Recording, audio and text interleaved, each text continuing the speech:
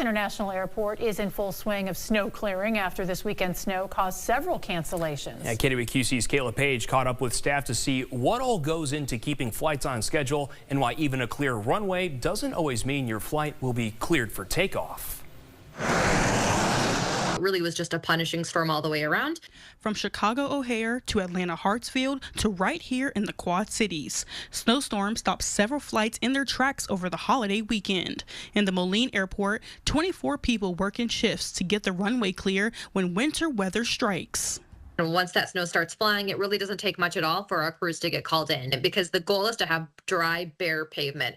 A little bit different than your city streets where they leave that blade up a little bit. You see some of that compacting on the roads.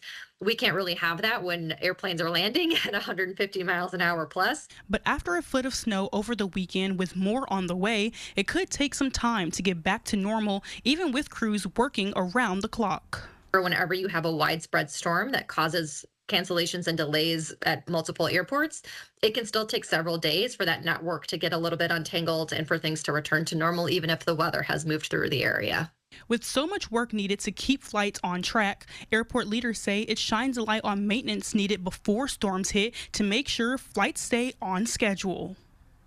So really what that just tells our crews is that we want to take every opportunity we can to make sure our machines are tuned up, that they're not experiencing any sort of technical issues that would result in downtime during a snow. That would be the worst case scenario, is that we have one of our major machines be out of commission when we need all hands on deck to keep those runways clear. And while crews work to keep flights on schedule, there's measures you can take to not go to the airport for a flight that's already been canceled. The number one tip that we can give is to make sure that you have your airlines app downloaded and notifications turned on when you're traveling. Again, airlines are the ones that decide whether they delay, whether they cancel, but they're also the only ones that can help you get rebooked. So really staying connected to your airline is the number one thing we can suggest for passengers to make it as smooth as possible. In Moline, Kayla Page, KWQC, TV6 News.